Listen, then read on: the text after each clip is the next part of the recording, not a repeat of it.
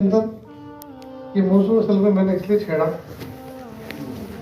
ہمارے محسن، ہمارے بڑے، جن کو ہم بڑے حاجی جی کہتے ہیں، مانوین صاحب دعوت برکاتہم کے آئے ابا، ان کے 10 دن پہلے پچھلے مہینے میں بڑی امی کا انتقال ہوا، بڑے حاجی جی کے گھر میں سے ان کا انتقال ہوا، تو ہم نے سوچا کہ آج موت کو یاد کر کے ہم ان کی تعزیت کا سامان بھی کر لیں اور اپنے لیے اس کو یاد بھی کر لیں۔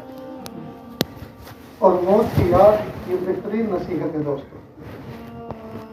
حدیث پاک کا مفہوم ہے کفا بالموت واعظا، کفا بالموت واعظا، موت نصیحت کے لیے کافی ہے، موت نصیحت کے لیے کافی۔ اس کائنات کے اندر بڑے بڑے عقل مند آئے، فرعون جیسا شخص انا ربکم الاعلیٰ کہتا ہے، انا ربکم الاعلیٰ، میں تمہارا بڑا رب ہوں، لیکن اس کو بھی موت سے ڈر لگتا ہے۔ جس نے اپنے کو رب کہنے کا دعویٰ کیا، اپنے کو اللہ ہونے کا دعویٰ کیا، وہ بھی موت سے ڈرتا تھا۔ موت ایک ایسی اٹل حقیقت ہے، آج تک اس کے بارے میں کوئی اختلاف کرنے والا مائی کلال پیدا نہیں ہوا۔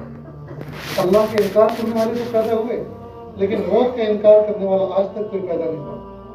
موت ایک اٹل حقیقت۔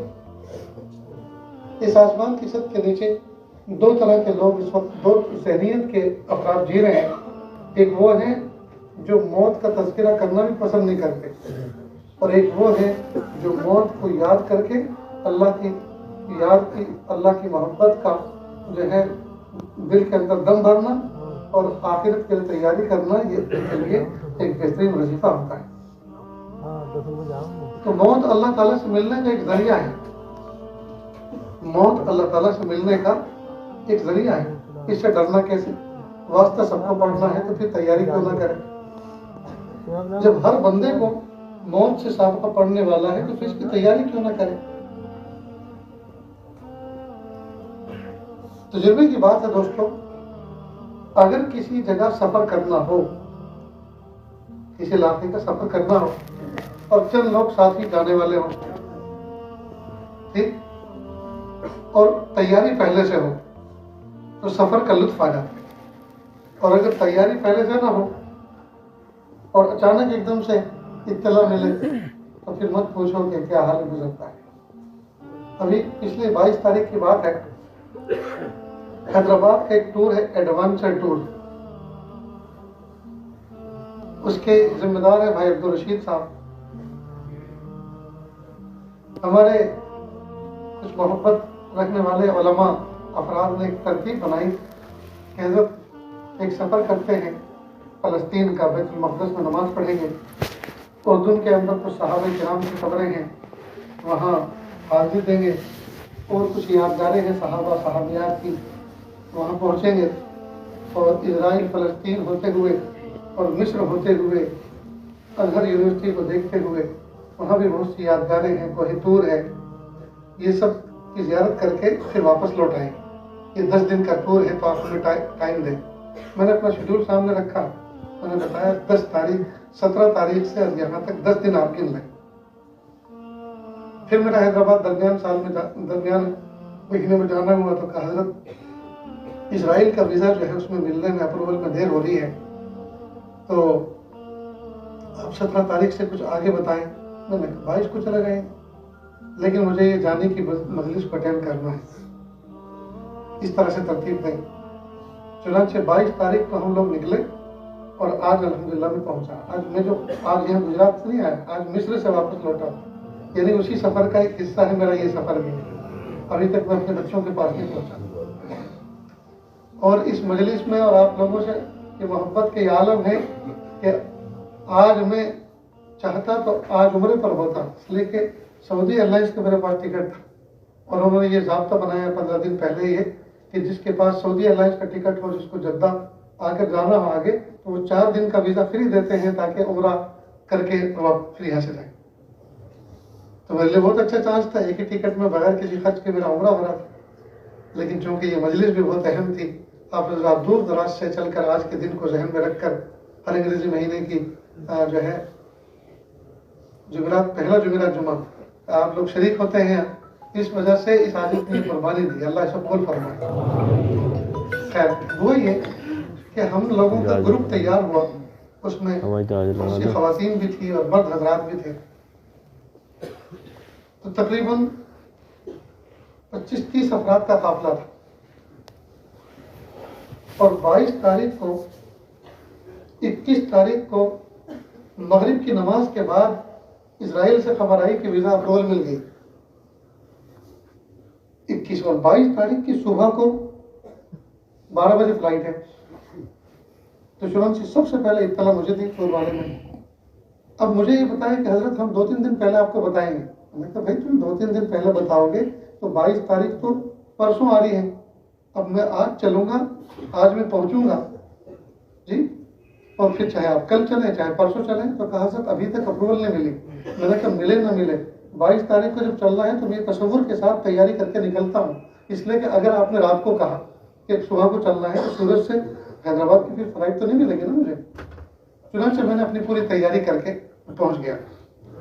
अल्लाह की शान, हैदराबाद से तकरीबन 800-900 किलोमीटर दूर, ये 400-500 किलोमीटर दूर की भी अफराद थे। जब उनको 6 बजे कहा तो घर गए। तो भी आपने इत्तला दी थी कि 3 दिन पहले कहेंगे, अब आप जो है 6 घंटे पहले कह रहे हैं, 12 घंटे पहले कह रहे हैं, फिर कैसे हम तैयारी करेंगे। उन्होंने कहा देखो जी, मेरे तरफ इशारा करके कहा हजरत इसी तारीख को सामने रखते हुए कि जाना है तो पहले से जाके बैठ जाए, वो आ चुके हैं, तो आप लोग भी अगर वहाँ से निकलेंगे तो सुबह इंशाल्लाह पहुँच जाएंगे आप। पहले 3-4 साथी शरीक नहीं हो सके, बावजूद इसके कि उनका वीज़ा आ चुका है।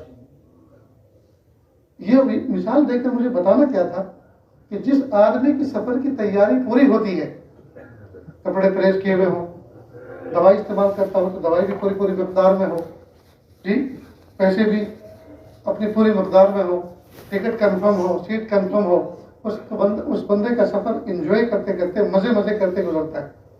और जिसकी तैयारी ना हो तो वो हड़बड़ा जाता है, भाई पेमेंट नहीं आया, भाई मेरे पास पैसे नहीं है, भाई मेरे तो कपड़े भी धुले हुए नहीं है, भाई मेरे यहाँ तो दर्जी के यहाँ से कपड़े तक अभी तक नहीं आए, आपको मुझे पहले बताना। नतीजा हुआ कि जिस आदमी की सफर की तैयारी नहीं होती और उसको सफर पर जाना पड़ जाए तो उसके लिए अज़ाब अलीम से कम नहीं होता, और जिसकी तैयारी होती है वो मजे के साथ सफर करता है। ठीक इसी तरह दोस्तों, सफर आखिरत ये भी एक सफर है। दुनिया से मुंतकिल होना, इंतकाल जो है ना, इंतकाल, ये मुंतकिल होने से इंतकाल मुंतकिल एक ही चीज है। ठीक, तो ये इंतकाल जो है वह बंदा एक जगह से दूसरी जगह मुंतकिल होता है। और एक बात और समझ लें, मोमिन की जिंदगी में इंतकाल लगा हुआ है। जब ये माँ बाप की पुष्ट में होता है वहां से इसका इंतकाल होता है और ये माँ के रहम में आता है। बाप का रहम, बाप की पुष्ट इंतहाई तंग व तारीख और माँ का रहम उसके मुकाबले में बहुत बड़ा। तो मोमिन के लिए इंतकाल तरक्की का बाइस है। फिर माँ के रहम में 9 महीना रहकर वहां से उसका इंतकाल होता है आलम दुनिया की तरफ। तो दुनिया माँ के रहम के मुकाबले में बहुत वसी, यहाँ तक कि इतनी वसी है कि अल्लाह ताला ने हर मोमिन बंदे के कान में, दाएं कान और बाएं कान में अज़ान और तकबीर के हलवा के बताया कि ये बहुत बड़ी दुनिया में तुम आते गए हो, लेकिन इसको बड़ा मत समझना। अल्लाह अकबर, अल्लाह अकबर, अल्लाह सबसे बड़ा है, अल्लाह सबसे बड़ा है। यहाँ जिस घर के अंदर तुम पैदा हुए इसकी छत बड़ी नजर आएगी, और इस छत के बाहर जब निकलोगे तो इसका आंगन बड़ा नजर आएगा, और जब इसके बाहर निकलोगे तो आसमान की छत बड़ी नजर आएगी, चमकता दमकता सूरज बड़ा नजर आएगा, दामन में पहाड़ दरिया दरख्त बड़े नजर आएंगे, आंगन में बंधे हुए हाथी घोड़े बैल बकरियां बड़ी नजर आएंगी। खबरदार ये मेरे बंदे, तो दुनिया में आ तो गया है मेरे हुक्म से, और यहाँ तुझे बड़ी बड़ी चीजों से सामना पड़ रहा है, और जब तू और बड़ा होगा तो तेरे यार दोस्त तुझे धमकाएंगे और कुछ गुंडे लोग तुझे बहकाएंगे और धमकाएंगे, वो बड़े नजर आएंगे, और कई मरतबा तेरी हुकूमत जालिम होगी और वक्त का जालिम हाकिम तुझे डराएगा धमकाएगा। खबरदार ये सब चीजें बड़ी नहीं है। अल्लाह अकबर, अल्लाह अकबर, अल्लाह सबसे बड़ा है, अल्लाह सबसे बड़ा है। तो माँ के रहम से मुंतकिल होता है दुनिया की तरफ, और दुनिया बहुत बड़ी चीज है। लेकिन इस दुनिया में अल्लाह ने मुझे और आपको ये सबक दिया कि दुनिया बड़ी नहीं है, दुनिया की ताकतें बड़ी नहीं है, यहाँ के हाकिम और हुक्काम बड़े नहीं हैं, यहाँ की फौज और ताकत और साइंस बड़ा नहीं है, यहाँ की ममलकतें बड़ी नहीं है। अल्लाह پھر جب ایک وقت گزار لیتا ہے یہاں سے انتقال ہوتا ہے، یہاں سے منتقل ہوتا ہے جی عالم برزخ کی طرف، یعنی قبر کی طرف. تو قبر تو ایک بظاہر گڑھا ہے، لیکن حقیقت میں قبر کے ذریعے سے اللہ تعالیٰ ایک دوسرے عالم میں بھیجتے ہیں جس کو عالم برزخ کہتے ہیں. وہ عالم دنیا کے مقابلے میں بہت بڑا، اور عالم برزخ پر جب قیامت آئے گی، عالم برزخ سے اللہ پاک منتقل فرمائیں گے جی عالم جنت کی طرف. تو جنت جو سب سے آخری جنتی، یعنی سب سے آخری جہنم میں سزا بھگتنے کے بعد جو جنت کا حقدار بنے گا، وہ دنیا سے 7 گنا بڑی جنت پائے گا. 7 گنا بڑی جنت. اللہ اکبر. تو یہ جو انتقال ہے نا، انتقال، منتقل ہونا، یہ حقیقت میں مومن کی ترقی کے لیے رکھا ہوا ہے. کفار و مشرکین کے یہاں آواگمن ہیں، ان کے عقیدے لچر ہیں، اور سوچتے ہیں آدمی جب بڑھتا ہے تو وہ کسی اور دوسری جون میں پیدا ہوتا ہے، دوسرے انداز میں پیدا ہوتا ہے. اچھے کرم کیے ہوں گے، اچھے اعمال کیے ہوں گے تو وہ گائے بن جاتا ہے، بھیڑ بکری بنتا ہے. برے کام کیے ہوں گے تو سانپ اور بچھو بن جاتا ہے. یہ ان کے عقیدے ہیں. ان کے عقیدے. اسلام کا عقیدہ یہ ہے کہ انسان کو اللہ پاک نے اپنے فضل سے پیدا فرمایا، اور پھر اللہ پاک اپنے حکم سے اس کی موت دیتے ہیں، اور پھر اس قبر سے دوبارہ اللہ پاک اٹھائیں گے، اور پھر جنت اور جہنم کے فیصلے ہوں گے جہاں ہمیشہ رہنا ہے. ہمارا عقیدہ ہی ہے. لہذا کافر اپنی میتوں پر ٹوٹ کے روتا ہے، اور مومن بندے کا مزاج یہ ہے کہ وہ روئے. صدمہ ہوتا ہے، جدائی پر احساس ہوتا ہے. حضرت تھانوی رحمۃ اللہ نے بڑی پیاری مثال دی. ارے بھائی، دنیا سے جانے والوں پر بہت مت رو، اس لیے کہ وہ تو دنیا کے قید خانے سے چھوٹ کے جنت کی طرف چلا گیا.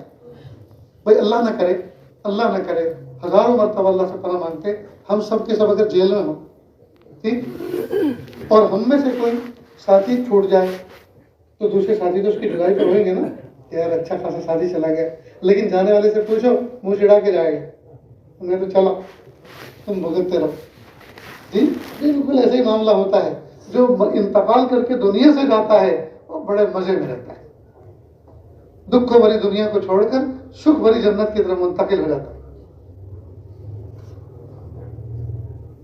اچھا، ایک بات. دوسری بات یہ کہ یہ دنیا ایک پلیٹ فارم کی طرح ہے. ریلوے اسٹیشن کا جو پلیٹ فارم ہوتا ہے، اور پلیٹ فارم پہ کوئی ہمیشہ ٹھہرنے کے لیے نہیں جاتا، اس کو آگے جانا ہے. کوئی پہلی ٹرین سے چلا جاتا ہے، کوئی دوسری سے، کوئی آخری سے، جاتے ہیں نا. ایسے ہی دنیا کے پلیٹ فارم پہ کوئی ہمیشہ رہنے والا نہیں ہے، جانا سب کو. اس لیے بھائی افسوس کس بات کی کرنا، پریشانی کس بات کی، بس تیاری کر کے رکھیں. کریں گے نا تیاری دوستوں. اس کی تیاریوں میں یہ ہے، ایک تو اپنے ذمے کی نماز کو باقی نہ رکھے، اپنے ذمے کے حقوق کو باقی نہ رکھے، لوگوں کے ساتھ بھلائی کا معاملہ کرے، برائی نہ کرے، اچھائی کرے، گناہ نہ کرے. دنیا میں دو طرح کے طبقے ہیں. ایک وہ جو موت کو یاد کر کے زندگی گزارتے ہیں، یہ ہے مومنوں کا طبقہ. یہ ہے اللہ کے نیک بندوں کا طبقہ جو موت کو سامنے رکھتے ہوئے اس کی تیاری کے ساتھ وقت گزارتے ہیں. اور اس سے بڑی عقل مندی کوئی، اس سے بڑا کوئی عقل مند نہیں ہو سکتا.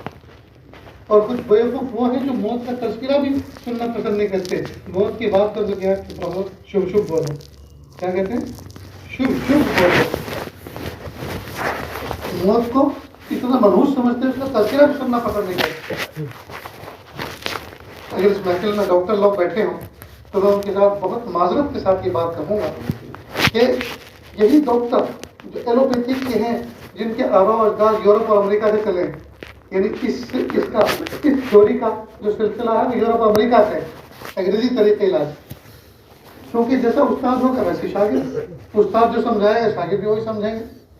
تو اس میں یہ کہا جاتا ہے کہ پیشنٹ کو ہوپ فل رکھو، مریض کو ہمیشہ پر امید رکھو، مایوسی کی بات مت کرو، اور موت کا تو تذکرہ مت کرو. اس لیے اگر کوئی مرنے والا بھی ہوگا نا تو کہتے ہیں بھائی اس کے پیرنٹس کون ہیں، ذمہ دار کون ہے، بلاؤ. بھائی دیکھو ان نے کچھ نہیں رکھا، لے جاؤ، یہاں تو بل بنتا رہے گا، ہم صاف آپ سے کہہ رہے ہیں، ان کو پرہیز چھوڑو، لے جاؤ، یہ گھنٹے 2 گھنٹے کے مہمان. اور وہ رو دھو کے تھوڑے سے آنسو صاف کر کے جا رہے، ابا تم تو بالکل ٹھیک ہو، تمہیں تو اپنی بہو کے، اپنے جو ہے پوتے کی بیوی کی ہاتھ کی روٹی کھانی ہے ابھی، ایسی ایسی امیدیں دلائے. اور یہ پتہ نہیں ہے کہ 2 گھنٹے کے بعد باپ کا انتقال ہونے والا ہے، تو بیٹا کہے ابا فکر نہ کرو، تم نے پال پوس کے ہمیں پیروں پہ کھڑا کر دیا، بڑا کر دیا، جی ابا فکر نہ کرو، جی اور موت تو سب کو آنی ہے، آپ ایسا کرو کلمہ قبول کرو، کلمے کی برکت سے انشاءاللہ اللہ تعالیٰ برکت دیں گے اور زندگی میں برکت دیں۔ اس کو تو چاہیے ایسی ایسی باتیں کرتا ہے، اللہ کی تو متوجہ کرتا ہے۔ اور حال کیا ہے، لو پوتے کو دیکھو، پوتے کو چھوڑ، بڈھا جانے والا ہے، اس کی آخرت کی تیاری کی فکر کر، اب وہ اس کو دکھانے میں لگتا، نتیجہ یہ ہوتا ہے کہ اسی غفلت میں اس کی موت آ جاتی ہے، وہ ابھی پوتوں اور پوتیوں کے سر پہ ہاتھ پھیرنے میں لگا رہتا ہے اور اسی وقت اس کی اجل آ جاتی ہے، اور کئی مطلب بغیر کلمہ پڑھے دنیا سے جاتا ہے، اور یہی دین، یہی بڑا جو بیٹا جس کو ڈاکٹر نے اپنے کیبن میں بلایا تھا، یہی باپ کو بغیر کلمے کے دنیا سے جانے کا سبب بنتا ہے دنیا سے، کیونکہ اس نے غفلت کی بات کہی تھی ڈاکٹر نے کہ ان کو مت بتانا اور یہ اور وہ، اور اس نے اسی کی سنت پہ عمل کیا، شریعت کے پر عمل نہیں کیا کہ مرنے والے کے سامنے کلمی کا ورد کیا جائے، اس کے سامنے تلاوت کی جائے، یاسین شریف پڑھی جائے، جی کرنا کا یہ کام تو یہ تھے، اور اس کو وہ جو اسی کھیل میں لگا لیا، اس کو دیکھ لو، اس کو دیکھ لو، لو اس کے سر پہ ہاتھ پھیرو، لو تمہاری بیٹا ہے اس کے سر، لو تو کبھی بھی آئی اس کے سر پہ ہاتھ پھیرو۔ نتیجہ ہوتا ہے کہ اس کو دنیا کا انتہائی قیمتی وقت جو زندگی کا آگے گزر رہا ہے، جس میں وہ توبہ کر لے، سارے گناہوں پہ جھاڑو پھر جائے، جس کو کلمہ پڑھ لے، جی تو اللہ تعالیٰ بخشے گنہگاروں میں شامل فرما دے، یہ سب کرنے کی اس کو توفیق نہیں ہوتی، اور وہ دنیا بھر کے فتنوں میں وقت گزار دیتا ہے، اور باپ بغیر کلمے پڑھے دنیا سے جاتا ہے۔ اس لیے ہونا یہ چاہیے کہ جس آدمی کے بارے میں ڈاکٹر نے بتایا ہو کہ ان کا آپریشن فیل ہو گیا ہے، یا ان کا کینسر پھٹ گیا ہے، یا بالکل لا علاج ہو گئے ہیں، کسی قسم کی کوئی دوائی کام نہیں کر رہی ہے، جس مریض کی حالت یہ ہو، اس کے سامنے سب سے سب بیٹھ کر تسبیح پڑھیں، قرآن پاک کی تلاوت کریں، اس کو بلکہ یوں نہ کہیں کہ آپ کلمہ پڑھو، کیونکہ اس کو جو تکلیف ہو رہی ہے، ہو سکتا ہے وہ کہتے ہیں ارے تجھے کلمہ پڑھی، کلمے کی ایسی تیسی، نعوذ باللہ، اگر ایسا جملہ کہہ دیا تو کہیں ایسا نہ ہو کفر پہ خاتمہ ہو جائے۔ تو مریض جو تکلیف میں مبتلا ہے، اس کو یہ مت پڑھو تم کلمہ پڑھو، بلکہ اس کے سامنے دوسرے کلمہ پڑھیں، چھوٹے پڑھیں، بڑے پڑھیں، تاکہ اس کو احساس ہو یہ سب کے سب پڑھ لیں، مجھے بھی پڑھنا چاہیے، مجھے بھی پڑھنا چاہیے۔ یہ ہے تلقین مرنے والے کے سامنے کلمہ پڑھنے کی، یہ ہے تلقین، یا ان کی ہمت افزائی کریں۔ مثلا ابا بہت تکلیف ہو رہی ہے، دیکھو آپ کو جو تکلیف ہو رہی ہے واقعی یقیناً آپ جانتے ہیں آپ کو کیا تکلیف، ہمیں اس کا کیا پتا، لیکن اللہ غفور رحیم ہے، ابا اللہ کو یاد کر لو نا، انشاءاللہ وہ ذات آپ کی تکلیف میں آسانی فرمائے، محبتوں کے ساتھ میٹھے میٹھے جملوں میں بات کہو تو انشاءاللہ وہ کلمہ پڑھے۔ ایسا نہ کہ تکلیف کو چھوڑو، ہاں چھوڑو، کلمہ پڑھو، تو وہ تو غصے میں آ کر جھلا کر کلمے کو گالی دے دے گا، نعوذ باللہ۔ اب بتائیے اس وقت اس کا کیا حال؟ تو یہ بھی حکمت ہے، دین کی طرف بلانا، دین کی دعوت دینا، یہ حکمتوں کا کام ہے، اور یہ کسی کی صحبت میں بیٹھ کر سیکھا جاتا ہے، کسی کی صحبت میں بیٹھ کر سیکھا جاتا ہے۔ تو مرنے والے کے سامنے ایک تو مایوسی کی بات مت کرو، بلکہ کہو اللہ کا لاکھ لاکھ شکر ہے، آپ نے دنیا کی کتنی دھوپ چھاؤں دیکھی، اللہ نے کتنے رمضان رکھنے، روزہ رکھنے کی توفیق عطا فرمائی، اللہ نے آپ کو حج اور عمرہ کرایا، اللہ نے آپ کے سامنے بچوں کو بڑا کر دیا، جی کتنی خوشیاں آپ نے دیکھی، کتنی نعمتیں استعمال کی، بس کلمہ پڑھو، ذکر کرو، اللہ تعالیٰ اس کی برکت سے انشاءاللہ سارے معاملے آسان فرما دیں گے۔ میٹھے انداز سے، محبت بھرے انداز سے کہو، جی تو انشاءاللہ وہ بھی کلمہ پڑھنے لگے، مرنے والا، چاہے وہ عورت ہو یا مرد، جوان ہو یا بوڑھا، یہ طریقہ ہے۔ بلکہ ڈاکٹر کو چاہیے کہ وہ انگریزوں کے طریقے علاج کے مطابق ہوپ فل کر کے موت سے غافل نہ کرے، مومن کو چاہیے کہ موت سے غافل نہ کر کے بلکہ موت کو یاد دلائے، اور کہے دیکھو حاجی صاحب میں نے اس جیسے نہ جانے کتنے آپریشن کیے، اللہ پاک نے سب کو کامیاب فرمایا، لیکن دیکھو میرا اور آپ کا عقیدہ ہے کہ ہم مومن ہیں اور موت اپنے وقت پر لکھی ہوئی ہے، کیا پتہ آپریشن کرتے کرتے میری موت آ جائے اور کیا پتہ آپ کی آ جائے، اس لیے میں نے تو 2 رکعت پڑھ لی، اللہ سے معافی توبہ مانگ لی، تاکہ اگر اسی حال میں آئے تو میں اللہ کے ہاں صاف ستھرا ہو کر جاؤں۔ میری درخواست ہے انشاءاللہ اللہ آپ کو شفا دیں گے، آپ کا آپریشن کامیاب ہوگا، بالکل فکر نہ کرے، لیکن 2 رکعت صلاۃ التوبہ پڑھ کے تم بھی اللہ سے معافی مانگو۔ مومن ڈاکٹر کا یہ سیوا ہونا چاہیے، لیٹے لیٹے بیٹھے بیٹھے اشارے میں آپ کر لو، تیمم کر لو، نہ ہوتا ہو میں کرا دیتا ہوں. وہ کوئی ٹھیکرا اور کوئی ایسا برتن، کوئی ایسی چیز رکھے مٹی کی کہ جس کے اوپر وہ اس کو تیمم کرا دے. یہ کتنی اچھی بات ہے دوستو. اگر اس طرح کا ہونے لگے تو ایک بھی بندہ غفلت کے ساتھ دنیا سے نہیں جائے گا، سب کے سب کلمہ پڑھ کر جنت کے حقدار بنے گے. پڑوسی ملک کا واقعہ ہے، حضرت کے ذوالفقار صاحب لکشمنی دعوت برکاتہ، ان کو پتہ چلا ان کے کوئی ملنے والے ریلیٹیو، یعنی کوئی ایسی تھے دوست احباب میں سے کوئی بڑے آدمی تھے کہ وہ آئی سی یو میں ہیں اور ایڈمٹ ہیں ہاسپٹل میں. حضرت وہاں سے گزرے تھے، کہا چلو میں بھی مل کر چلتا ہوں. جیسے دروازے پہ پہنچے تو ان کا جوان العمر پنجابی قد و کاٹ کا نوجوان لڑکا ملا. تو پیر صاحب بہت اچھا ہوا آپ تشریف لائے، اور یوں کہ پھوٹ پھوٹ کے رونے لگا. حضرت پلیز میرے والد صاحب کے ڈاکٹر نے کہا زیادہ سے زیادہ ہفتہ بھر زندگی ہے، اس لیے آپ ان سے مت بتانا، پلیز ان سے مت بتانا. چلیے. تو کہا کہ مجھے ملاؤ تو صحیح، مجھے پتا ہے کہ ان کو کیا بتانا ہے اور کیا چھپانا ہے. خیر وہاں گئے، کرسی بڑھائی گئی، بیٹھے، جتنے بھی نیئر ڈیئر تھے سب جمع ہو گئے. حضرت نے کہا ملک صاحب، ملک صاحب کہتے ہیں پنجاب میں بڑے آسان، بڑے صاحب، پنجابی زبان میں بڑے صاحب، دیکھو اللہ رب العزت نے آپ کو کھلی روزی عطا فرمائی. کہ جی بے شک اللہ پاک نے زندگی لمبی عطا فرمائی، آپ نے حج کیا، عمرہ کیا، بچوں کے نکاح کر دیے، بچوں کو پڑھایا لکھایا، کاروبار بڑھایا، گھر بنایا، یہ سب اللہ پاک نے نعمت دی. کہ جی بے شک اللہ نے دی. دیکھو ملک صاحب، یہ بچے آپ سے ایک چیز چھپا رہے ہیں اور یہ آپ کی خیر خواہی نہیں. میں آپ کو یہ بتاؤں کہ میرا اور آپ کا عقیدہ ہے کہ نہیں کہ موت اٹل حقیقت ہے. کہ جی ہاں، ہو سکتا ہے میں بات کر رہا ہوں میری پہلے آ جائے، ہو سکتا ہے آپ کی پہلے آ جائے. بالکل موت نہ بتانے سے آتی ہے نہ چھپانے سے پیچھے ہٹتی ہے، وہ تو اپنے وقت پہ آ کے رہتی ہے. کہ بالکل صحیح. اب حضرت وہ بات اصل اس کو سنانے کے لیے اندر سے اس کو موٹیویٹ کر رہے، تیار کر رہے. کہا دیکھو آپ کا جو مرض ہے، ڈاکٹر لوگ یوں کہتے ہیں اس میں آدمی ہفتہ 10 دن زندہ رہتا ہے، زیادہ نہیں زندہ رہا کرتا. لیکن یہ ہفتہ 10 دن کوئی معمولی وقت نہیں ہے، بہت پرائم ٹائم. آپ پہلی فرصت میں ایک کام یہ کریں، صلاۃ التوبہ پڑھ کر بیٹھ کر اٹھ کر جیسے بھی ہو سکے اللہ سے سچی توبہ کریں. دوسرا کام یہ کریں کہ اگر آپ کے دل میں کچھ چیزیں ہیں، کچھ راز ہیں، تو اس کو اپنے بڑے بیٹے بچوں کے سامنے اوپن کر دیں. ہوتا ہے نا بھائی، کہیں سے پیمنٹ آنے والا ہے، باپ نہیں بتاتا بچوں کو کئی دفعہ، کہیں پیمنٹ دینا ہے، کوئی پراپرٹی ہے، کہاں کہاں اکاؤنٹ ہے، وہ نہیں بتاتا باپ کے. سب کچھ اوپن کر دو. دوسری بات، کوئی آپ کی دل کی تمنا آرزو ہو اس کو بھی اوپن کر دو. تو انہوں نے سب سے پہلے اچھا یہ بات کہی کہ کہا کہ میں اللہ سے دعا کرتا ہوں اللہ آپ کو شفا دے، آپ کو لمبی عمر عطا فرمائے، لیکن پہلی فرصت میں 2 رکعت توبہ کی پڑھ لو.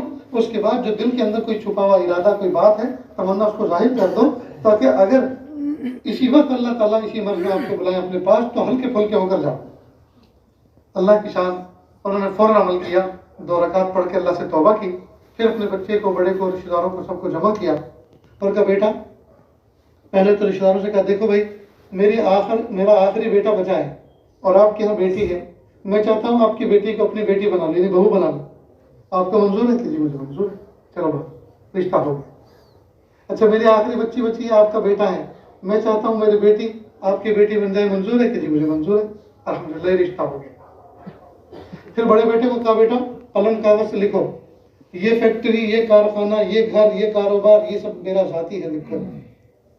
اتنا پیمنٹ فلاں جگہ سے آنا ہے جو میرا ہے، اور اتنا سا فلاں جگہ دینا ہے جو فلاں حساب میں سے ادا کرنا ہے، اور اتنے اکاؤنٹ سے یہ بینک بک پاس بک ہے فلاں فلاں جگہ رکھیے، سب لکھو.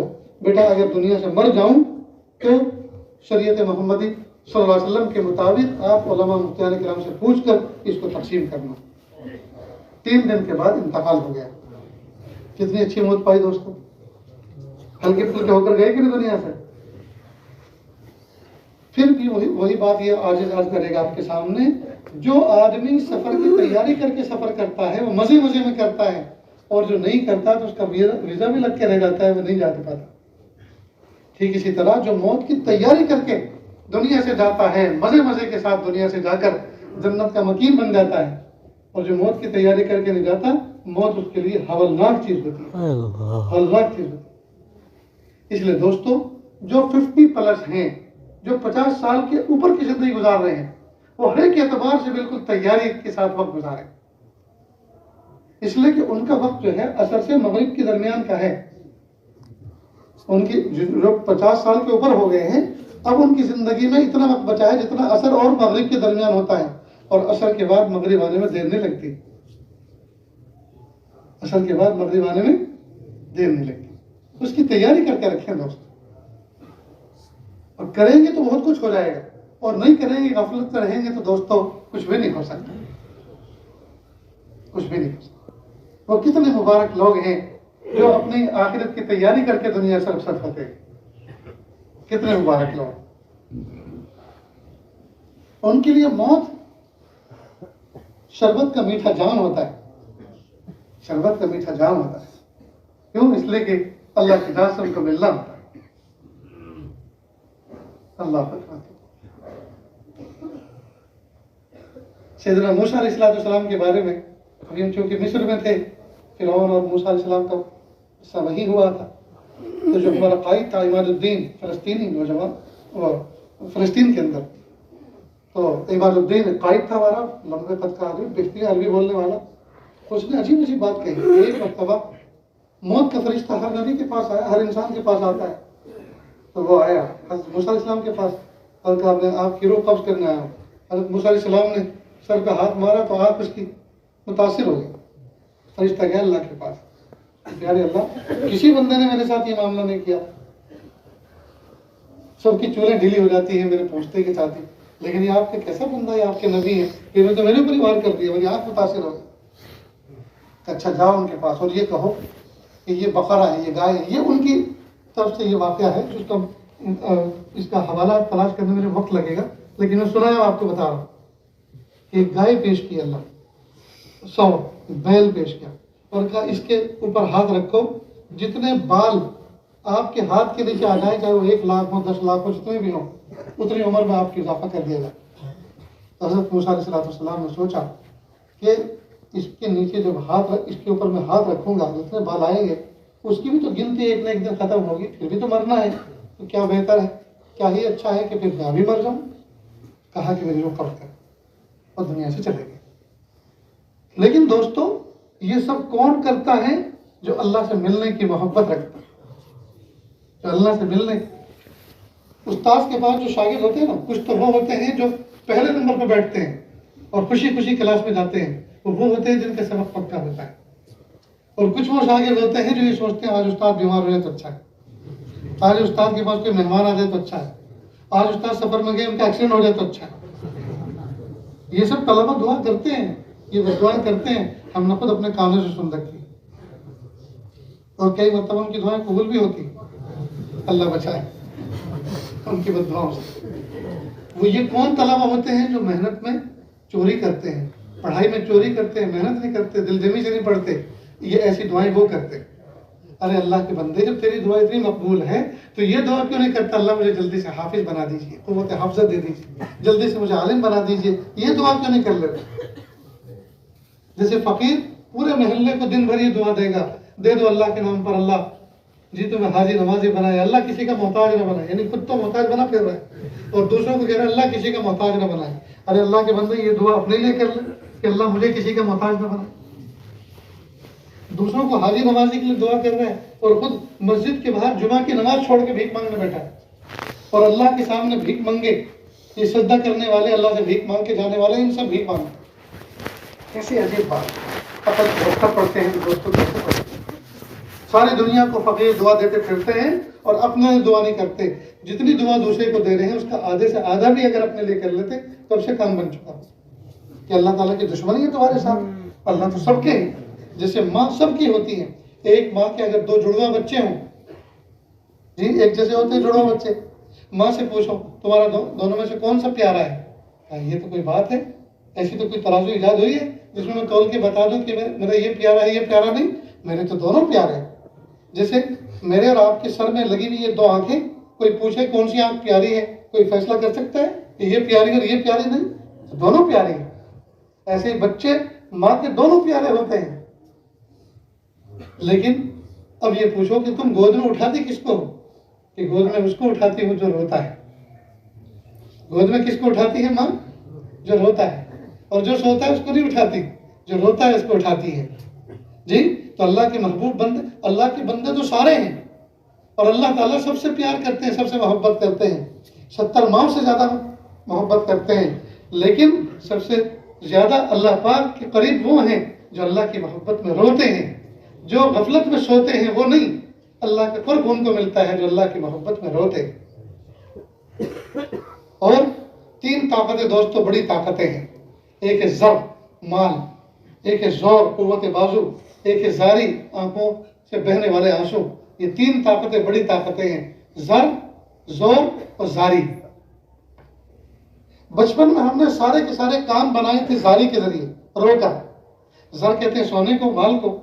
زور کہتے ہیں قوت بازو کو، پہلوانی کو. جی اور زاری کہتے ہیں رونے کو. فارسی الفاظ ہیں یہ. زاری کہتے ہیں رونے کو. بچپن میں ہم نے سارے کام رو کے بنوائے تھے. لیٹے ہوئے ہیں، پیشاب کر دیا تو رو دیے، پاجامہ بدل دیا. بھوک لگی تو پھر کہانی سنا دی رو کر، تو ماں نے چھاتی سے لگا لیا. جی ٹھنڈی لگی تو کمبل مل گیا، ہے کہ نہیں؟ تو بچپن میں سارے کام رو کے بنائے تھے. ایک کاش کے بچپن سے لے کے 55 میں بھی اور آخری عمر میں بھی بندہ اللہ کے سامنے روتا رہتا تو کب سے اس کے کام بن چکے ہوتے. دوستو ہم نے رونا چھوڑ دیا. مخلوق کے سامنے تو ہم روتے ہیں، خالق کے سامنے رونا چاہیے. مخلوق کے سامنے کیا رونا، خالق کے سامنے روئے نا، وہ قیمت لگاتا ہے. ایک شاعر تھا، اس نے کچھ اشعار سنائے تو لوگوں نے کہا واہ واہ واہ واہ کیا شعر ہے، 1,00,000 روپے کا شعر، 1,000 روپے کا شعر ہے. شعر سنا ہے اس نے ایسے داد میں نہیں. تو اس نے جس پہ کہا تھا 1,000 روپے کا شعر ہے، اس شعر کو لکھ لیا اور نیچے یہ بھی لکھ لیا کہ 1,000 روپے کا ہے. پرچی لکھ کر اب گیا دکان پر. بیوی نے کہا کہ بھائی مشاعرے میں لگے رہو گے یا گھر میں کچھ لاؤ گے تو کچھ پکے گا، نہیں تو کچھ نہیں ہے. تو ایسا کیا کیا چاہیے، اتنا تیل چاہیے، اتنی مرچیں چاہیے، اتنی دال چاہیے، اتنے چاول چاہیے، اتنے چنے چاہیے، سو لکھوا دی. اب یہ گیا دکان پر اور دکاندار سے کہا بھائی اتنے کلو یہ دو، اتنے کلو یہ دو، اتنے کلو یہ دو. اور کتنا بنا؟ اس نے کہا 800 روپے. 800 بنے. تو کیسے کروں، یہ میرا 1,000 روپے کا شعر ہے، یہ رکھ لو اور 200 روپے مجھے واپس دے دو. اس نے اسے پھاڑ کے پھینک دیا. شرم نہیں آتی؟ میرا وقت ضائع کیا تم نے. ابھی اس کا بڑا دل ٹوٹا، بہت دل ٹوٹا. اور گھر آیا اور کہا لوگوں نے مجھے مشاعرے میں دھوکہ دیا. کیا ہوا؟ مجھے مشاعرے میں دھوکہ دیا. کہ کیا ہوا؟ کہ لوگوں نے میرے شعر پہ کہا 1,000 روپے کا شعر ہے اور میں گیا وہ تو چمن نہیں بھی نہیں چلا. بیوی تھی بڑی سمجھدار. اس نے کہا اصل میں لوگوں نے دھوکہ نہیں دیا، تم دھوکہ کھا گئے. حقیقت میں لوگوں نے جو بات کہی وہ صحیح تھی، لیکن کسی قدردان کے سامنے کہتے تو 1,000 روپے کا شعر تھا. اس ناقدرے کے سامنے جا کے تم نے کہا وہ کیا قدردان ہے اس کی.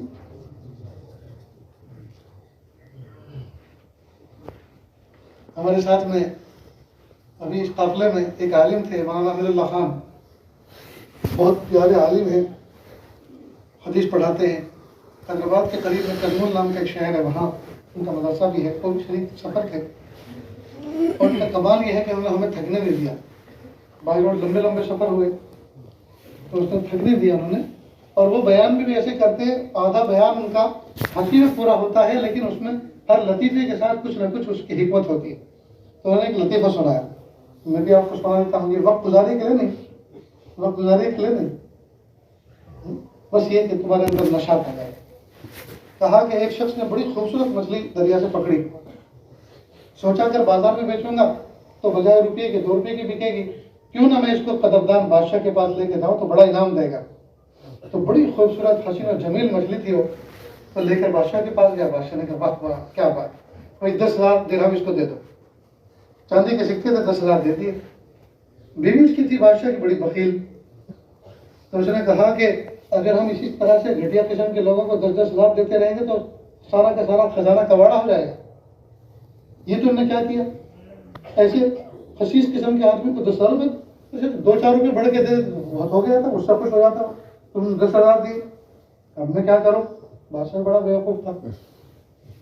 اب میں کیا کروں، کہا میں ایک ترتیب بتاتی ہوں، تم اس کو واپس بلاؤ اور واپس بلا کے یہ کہو کہ بھائی یہ بتاؤ کہ یہ مچھلی نر تھی یا مادہ؟ اگر کہے نر کا توبہ توبہ توبہ، ہمیں نر نہیں چاہیے، ہمیں تو مادہ چاہیے. اور اگر کہے مادہ تو کہنا توبہ توبہ توبہ، مادہ لگ رہا، ہمیں تو نر چاہیے. اور جب اس کا انکار ہو جائے گا تو اس کے جو پیسے واپس لے لو. تو بہت اچھا. اسے بلایا بھائی یہ مچھلی نر تھی یا مادہ؟ اس نے کہا نہ نہ مادہ، یہ ہے ہجڑا. واہ واہ واہ، 10,000 اور دو،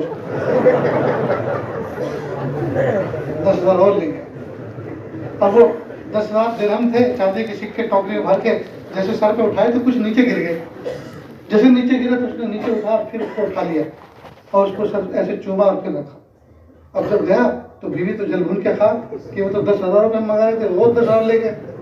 تو بیوی نے کہا کہ دیکھا کتنا خسیس آدمی ہے، 2-4 سکے گر گئے تھے، یہ کام والے جھاڑو پوچھا لگانے والے ان کو مل جاتے، ان کا بھلا ہو جاتا.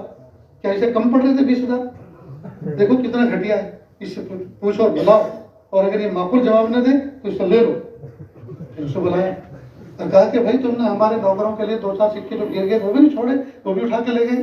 کہا بادشاہ سلامت، بات سکے کی نہیں ہے، تم نے تو مجھے دولت میں نہال کر دیا. بات سکے کی نہیں ہے، اصل میں ان سکوں پہ آپ کا نام مبارک لکھا ہے، وہ زمین پہ گرے ہوئے اچھے نہیں لگے اس لیے میں نے اٹھا کے رکھ لیے. تو کہا واہ واہ، 10,000 اور دو. 30,000 گئے. پھر بادشاہ نے اعلان کرایا، منادی کرائی بستی میں، خبردار کوئی اپنی عورت کی بات نہ مانے ورنہ 30,000 تو جائیں گے، ہو سکتا ہے 40,000 بھی چلے جائیں. اب اللہ کرے کہ یہ چیز جو ہماری ماں بہنیں نہ سن رہی ہوں، ورنہ آج سے بیان سننا چھوڑنا بند کر دے گی سننا. تو بات یہاں سے نکلی تھی کہ کسی قدردان کے سامنے اگر کوئی بات کہی جائے، کسی قدردان کے سامنے کوئی فن کا مظاہرہ کیا جائے تو وہ اس کی قیمت جانتا ہے. میرے بھائیو، اگر ہم اعمال کریں ڈٹ کر، اگر ہم اعمال کریں جم کر، اللہ قدردان ہے. اللہ ان اللہ لا یضیع اجر المحسنین. اس لیے دوستو، ٹکا کر ٹوٹ کر محبتوں کے ساتھ نماز پڑھو، سکون کے ساتھ ذکر کرو، سکون کے ساتھ تلاوت کرو، پابندی کے ساتھ معاملہ بالکل صاف رکھو، جھوٹ مت بولو، کم مت تولو، اچھا کھاؤ، اچھا پیو، اچھا پہنو، اچھے رہو، کچھ بھی پرہیز کرنے کی ضرورت نہیں. کس نے کہا ہے بھوکے رہو؟ کس نے کہا ہے کہ اچھا گھر مت بناؤ؟ کس نے کہا اچھے کپڑے مت پہنو؟ کس نے کہا اچھی سواری استعمال مت کرو؟ بلکہ میں تو خود یہ دعا کرتا ہوں اپنے بتائے ہوئے بزرگوں کی صحبت کی برکت سے، یہ خود دعا کرتے ہیں اللہ میرا گھر، میری گاڑی، میری سواری، میری دنیا کی نعمتیں مجھے اتنی اچھی عطا فرمائی ہے کہ دنیا والے میری دنیا کو دیکھ کر دین پر آ جائیں. دنیا والے میری دنیا کو دیکھ کر دین پر آ جائیں. اللہ اکبر. میرے بھائیوں، ایک اللہ کی رسی کو مضبوطی سے پکڑ لو. رہی بات موت کی تو یہ تو آنے، جب پیارے نبی نہ رہے، پیارے امام ابو حنیفہ نہ رہے، پیارے حسن بصری نہ رہے، پیارے صحابہ نہ رہے، پیارے اولیاء نہ رہے، تو میں اور آپ کیا رہیں گے؟ یہ دنیا تو مسافر خانہ ہے، آج نہیں تو کل ہم سب کو جانا ہے. جی آج نہیں تو کل ہم سب کو جانا ہے. رہنے کے لیے ہم کوئی نہیں آیا، کوئی نہیں بسا. اس لیے موت ایک اٹل حقیقت ہے. موت کو اگر طاقت کے ذریعے سے روکا جا سکتا تو بڑے بڑے گاما پہلوان کو، ان پہلوانوں کو کبھی موت نہ آتی. موت کو اگر حسن و جمال کے ذریعے سے ٹالا جا سکتا تو دنیا کے حسیناؤں کو کبھی موت نہ آتی. موت کو اگر ایک علم و حکمت کے ذریعے سے ٹالا جا سکتا تو ارسطو اور افلاطون کو کبھی موت نہ آتی. موت کو اگر نبوت کے ذریعے سے ٹالا جا سکتا، جی اللہ کے قرب کے ذریعے سے ٹالا جا سکتا، انبیاء کرام کو کبھی موت نہ آتی. موت کو اگر دولت کے ذریعے سے ٹالا جا سکتا، فرعون، قارون، حامان و شداد کو کبھی موت نہ آتی. موت ایک اٹل حقیقت ہے، یہ سب کو آنی ہے. لیکن ہمیں چاہیے کہ ہم آنے سے پہلے، اس کی ملاقات سے پہلے اس کی تیاری کر لیں. اپنے ذمے کوئی نماز باقی نہ رکھیں. جتنی نمازیں زندگی میں قضا ہوئی، جتنی نمازیں ہم سے چھوٹی، غفلت سے جان بوجھ کے اللہ حفاظت فرمائے، تو ہم اس کا ایک ذائقہ تیار کریں، اس کا ایک ہم پروگرام طے کریں، ایک ڈائری میں اس کو لکھ لیں، باقاعدہ خالی بنائیں، مہینے کے 30 دن کے اور 5 ٹائم، 30 دن ایسے اور 5 ٹائم ایسے، فجر، ظہر، عصر، مغرب، عشاء. اور ہر نماز کے ساتھ، ہر موقت نماز کے ساتھ، مثلاً عشاء کے ساتھ زندگی کے ایک عشاء کو قضا کر لیں، فجر کے ساتھ زندگی کے ایک فجر کو قضا کر لیں، ظہر کے ساتھ زندگی کے ایک ظہر کو قضا کر لیں، عصر کے ساتھ عصر کو قضا کر لیں، مسجد میں پہلے پہنچے، 10-15 منٹ پہلے پہنچے، اور 2-3 نماز بھی ہو سکتی ہے، کم از کم ایک نماز تو قضا کر ہی لیں۔ اور ہاں، قضا کے بارے میں اتنا یاد رکھیں، قضا پڑھنے کے بعد قضا کا فریضہ تو ادا ہو گیا، لیکن چونکہ لیٹ ادا کی ہے اس کا گناہ وہ توبہ کے ذریعے سے معاف ہوتا ہے۔ البتہ عشاء کے فرض کے ساتھ 3 واجب وتر کی بھی قضا کی جاتی ہے، اس کے بعد توبہ کریں۔ تو اب آپ نے جو مہینے 2 مہینے 100 150 200 نماز زندگی میں چھوڑ رکھی ہیں، اس کی فہرست بنائی اور اس کو آپ نے پرنٹ آؤٹ کر کے باقاعدہ رائٹ کر کے ادا کر لیا، یہ ایک بہت بہترین عمل وجود میں آ جائے۔ روزے ہیں تو روزے قضا کر لیں، ٹھنڈی کا موسم ہے، بہت اچھا ہے، آسانی کے ساتھ ادا ہو سکتے ہیں۔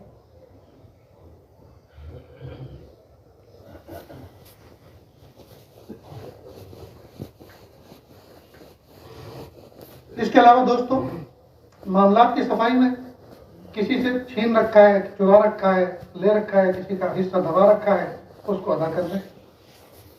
کوئی چیز کسی کی چرا کے لے کر اس کو ضائع کر دیا ہے، اس سے معاملہ صاف کر لیں، میٹھے بول بول کے، گلے سے لگ کر، 2 آنسو بہا کر، کچھ پیسے دے کر معاملہ صاف کر لیں۔ دنیا کا بازار سستا ہے، یہاں آسانی کے ساتھ معاملہ نمٹ جاتا ہے، آخرت کا بازار بہت بڑا مہنگا، بہت مہنگا۔ ماں جیسی پیاری اور باپ جیسا پیارا، ایک نیکی گھٹتی ہوگی تو بچے کو نہیں دیں گے، وہاں کا معاملہ اتنا سا ہے۔ اس لیے دنیا کا بازار سستا ہے، یہاں معاملہ حل کر لینا چاہیے، تو کریں گے نا دوستوں انشاءاللہ۔ اللہ تعالیٰ سے دعا ہے، اللہ تعالیٰ ہمیں مرنے سے پہلے مرنے کی تیاری کرنے کی توفیق عطا فرمائے، اور ڈھیر سارا اچھے اعمال کا ذخیرہ جمع کرنے کی توفیق عطا فرمائے، اور گناہوں سے اللہ پاک 100% ہم سب کو بچائے۔ وآخر دعوانا ان الحمد للہ رب العالمین۔